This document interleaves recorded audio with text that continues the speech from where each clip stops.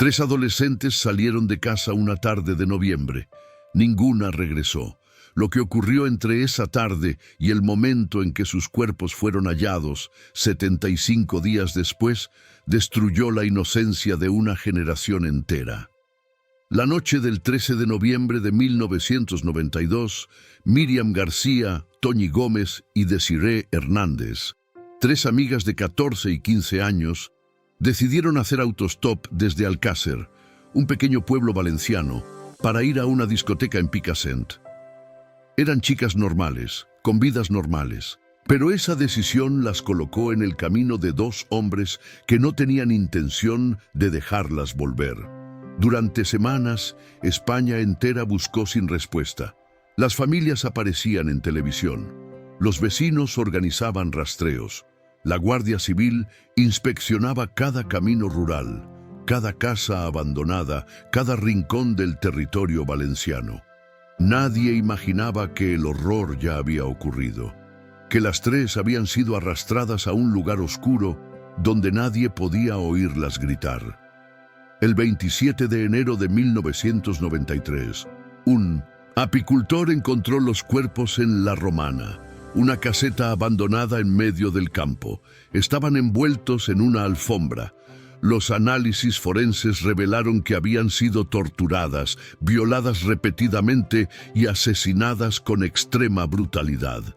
Pero eso no fue lo peor. Lo peor fue lo que nunca llegó a saberse con certeza. 2 nombres surgieron de inmediato: Antonio Anglés y Miguel Ricard. Uno fue arrestado. El otro desapareció en el aire, como si nunca hubiera existido.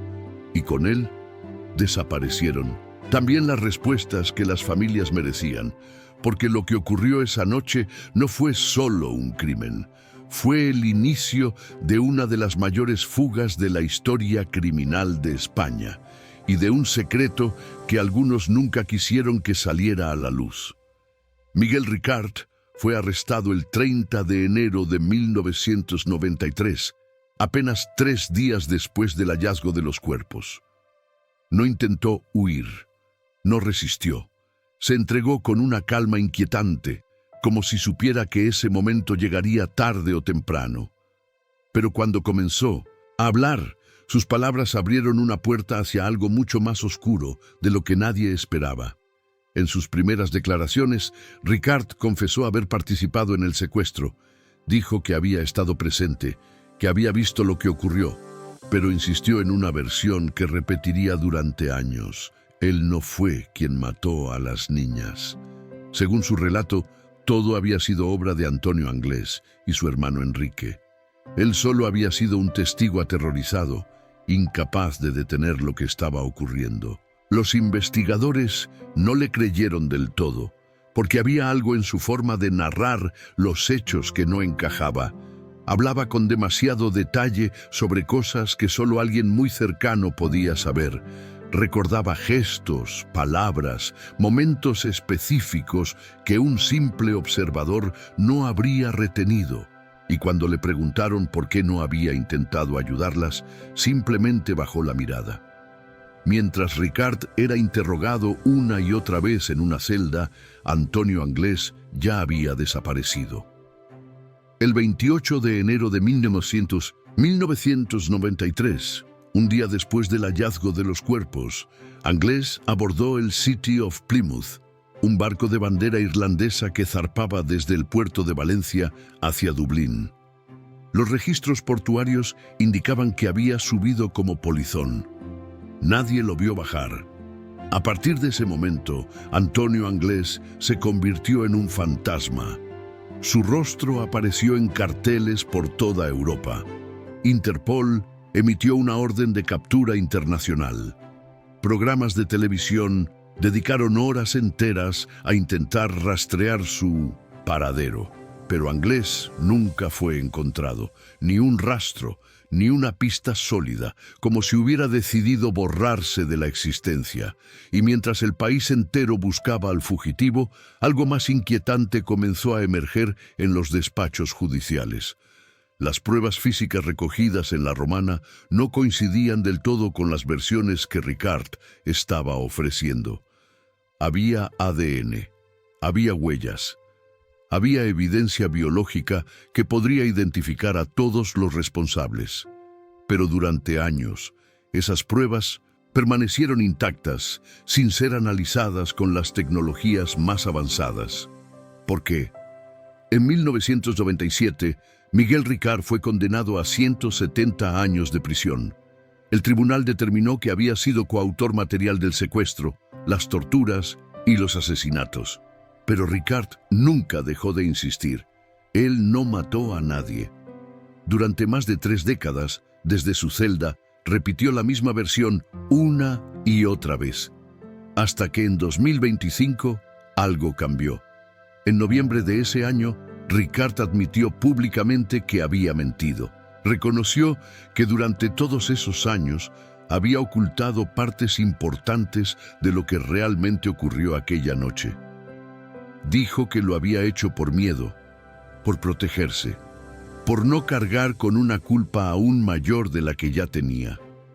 Pero cuando le preguntaron qué era exactamente lo que había ocultado, su respuesta fue vaga, evasiva, casi ensayada. Mientras Ricard cambiaba su versión por enésima vez, los forenses guardaban un secreto que pocas personas conocían. En julio de 2022, 30 años después del crimen, un juez ordenó realizar nuevos análisis de ADN en la ropa interior de las 3 víctimas. Las prendas habían permanecido almacenadas en condiciones controladas durante décadas, esperando que la tecnología avanzara lo suficiente para revelar lo que en 1993 había sido imposible de detectar. Lo que encontraron no fue lo que esperaban. Los análisis confirmaron perfiles genéticos de Anglès y Ricard, como era predecible. Pero también detectaron rastros biológicos que planteaban preguntas incómodas. ¿Había habido más personas involucradas o esos rastros pertenecían a contaminaciones cruzadas durante el proceso de recogida de pruebas? La respuesta nunca fue clara. En marzo de 2022, los laboratorios anunciaron que las nuevas muestras de ADN no habían hallado pruebas adicionales concluyentes. El caso, oficialmente, seguía cerrado en torno a los mismos 2 nombres, Anglès y Ricard. Pero para los investigadores privados, los criminólogos y las familias, esa respuesta no era suficiente, porque había algo en esas pruebas que nunca fue explicado del todo. Un detalle forense que alguien decidió no perseguir. Y entonces surgió la pregunta que nadie quería formular en voz alta. ¿Qué pasaría si existiera una prueba que demostrara que la versión oficial no era completa? ¿Qué ocurriría si esa prueba llevara años guardada, ignorada, sepultada bajo capas de burocracia judicial? Algunos criminólogos aseguran que esa prueba existe y que nunca debió haber salido a la luz. Durante la investigación inicial, la Guardia Civil cometió errores que marcarían el caso para siempre. La escena del crimen en La Romana no fue preservada adecuadamente. Curiosos, periodistas e incluso familiares tuvieron acceso a un lugar que debió haber permanecido sellado. Las pruebas fueron contaminadas antes de ser recogidas y algunas nunca fueron analizadas con el rigor que el caso exigía. Uno de los hallazgos más perturbadores fue un volante de la Seguridad Social encontrado cerca de los cuerpos. Estaba a nombre de Enrique Anglès, el hermano mayor de Antonio. Durante semanas, Enrique fue considerado sospechoso de haber participado en el crimen. Fue interrogado, investigado, vigilado, hasta que se descubrió que Antonio había estado usando la identidad de su hermano. Enrique quedó descartado. Pero la duda nunca se disipó del todo.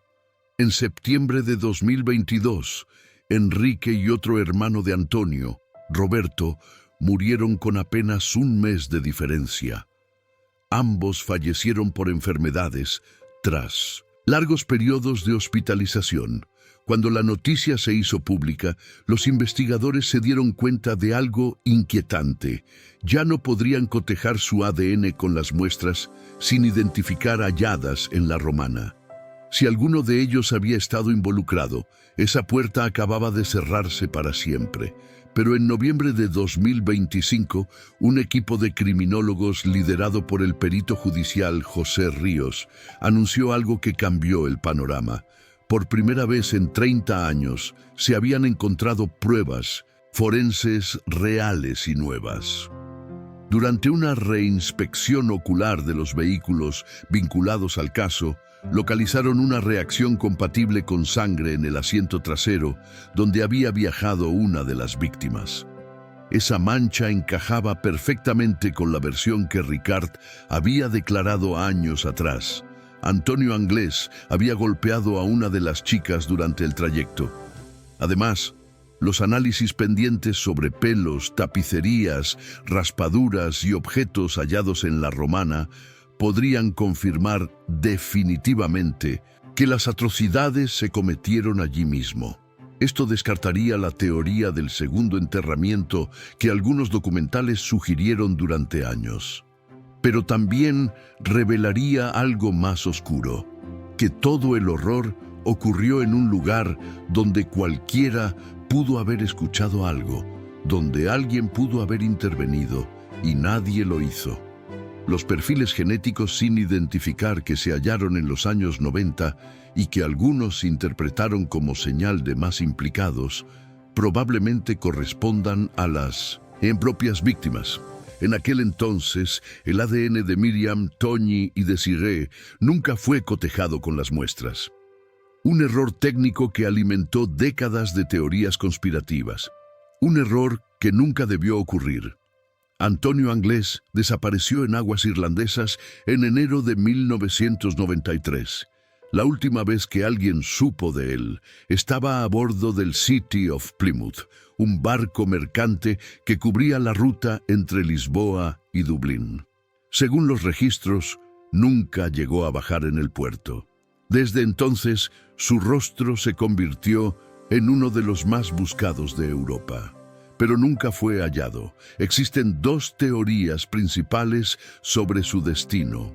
La primera sostiene que murió ahogado en la bahía de Dublín, incapaz de nadar hasta la costa tras lanzarse del barco en plena noche.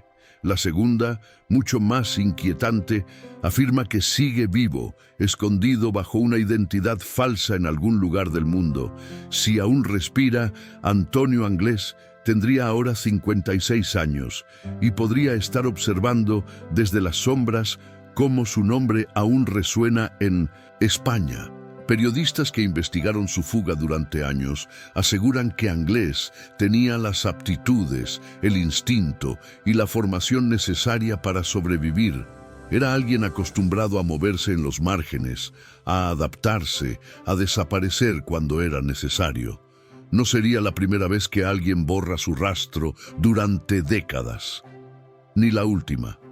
Mientras Anglés se convertía en un fantasma, el caso de Alcácer provocó algo aún más oscuro en la sociedad española: el nacimiento de la telebasura. Durante los meses en que las tres niñas estuvieron desaparecidas, todos los medios de comunicación se volcaron en la búsqueda. Programas como ¿Quién sabe dónde?, de Paco Lobatón, sensibilizaron al país entero.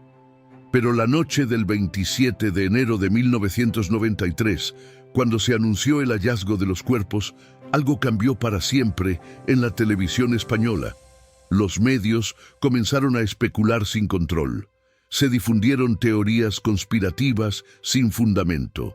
Se entrevistó una y otra vez a familiares destrozados por el dolor. Se mostró el morbo, la sangre, el sufrimiento como entretenimiento. Fernando García, padre de Miriam, afirmó en múltiples ocasiones que detrás del crimen había una red de trata de menores liderada por políticos importantes. Nunca presentó pruebas, pero la semilla de la duda quedó plantada. En 2019, Netflix estrenó el documental El caso Alcácer, dirigido por Elías León Siminiani. El trabajo revisó más de 600 informativos, 40 programas de televisión, un sumario de 4.000 folios, 600 páginas de informes de inspección ocular y 392 horas de juicio. Fue la investigación más exhaustiva jamás realizada sobre el caso y reveló algo que pocos habían querido admitir. La mayor parte de las teorías conspirativas eran falsas, pero también dejó una pregunta sin responder. ¿Por qué ciertas pruebas forenses nunca fueron analizadas con la profundidad que merecían? La respuesta, según algunos criminólogos, es simple: porque existía una prueba que nadie quería encontrar. Una evidencia que, de salir a la luz, habría obligado a replantear todo lo que se creía saber sobre aquella noche. Una prueba que permaneció oculta durante 30 años y que nunca debió existir. La prueba que cambió todo apareció en 2025, 3 décadas después del crimen. No era un documento, no era una confesión, era algo mucho más concreto: sangre. Sangre que nunca debió haber pasado desapercibida durante 30 años. Sangre que estaba exactamente donde Miguel Ricard había dicho que estaría. Cuando el equipo del criminólogo José Ríos realizó una nueva inspección forense del vehículo utilizado en el secuestro, encontraron una reacción compatible con sangre en el asiento trasero. La ubicación era precisa. Encajaba con el relato de Ricard sobre el momento en que Antonio Anglés golpeó brutalmente a una de las niñas durante el trayecto hacia la Romana. Esa mancha demostraba que la violencia no había comenzado en la caseta. Había empezado mucho antes, en el interior del coche, mientras las 3 adolescentes comprendían que no volverían a casa. Pero lo más perturbador no fue la mancha de sangre, fue el hecho de que había permanecido allí, sin analizar, durante 3 décadas. El vehículo había sido inspeccionado en 1993, guardado como evidencia, archivado, y nadie había profundizado lo suficiente. La pregunta no era técnica, era ética. ¿Por qué? Los análisis pendientes sobre pelos, fibras de tapicería, raspaduras y objetos hallados en la Romana podrían finalmente cerrar todas las incógnitas. Confirmarían que allí, en esa caseta abandonada en medio del campo, 3 niñas fueron sometidas a torturas inimaginables antes de ser asesinadas. No hubo segundo enterramiento, no hubo red organizada de trata, no hubo conspiración política. Solo 2 hombres, una noche, y una decisión que destruyó familias enteras. Miguel Ricard salió de prisión en libertad condicional tras cumplir más de 2 décadas de condena. Hoy camina libre por las calles de España, mientras las familias de Miriam, Toñi y Desiree siguen buscando respuestas completas. Antonio Anglés, si sigue vivo, nunca ha vuelto a ser visto. Su hermano Enrique y su otro hermano Roberto murieron sin que nadie pudiera cotejar definitivamente su ADN con las muestras sin identificar. Algunas puertas se cerraron para siempre. El caso de Alcácer no solo cambió la forma en que España investiga crímenes violentos, también marcó el punto de quiebre entre el periodismo serio y el espectáculo del dolor. Transformó la tragedia en entretenimiento, convirtió a las víctimas en cifras de audiencia y dejó una lección que todavía nadie parece haber aprendido del todo. Cuando la verdad se oculta, no desaparece, solo espera. 33 años después, la sangre sigue allí. Las pruebas siguen hablando y los secretos siguen saliendo a la luz uno a uno, como si el tiempo nunca hubiera pasado. Porque algunas verdades no necesitan ser descubiertas, solo necesitan ser admitidas.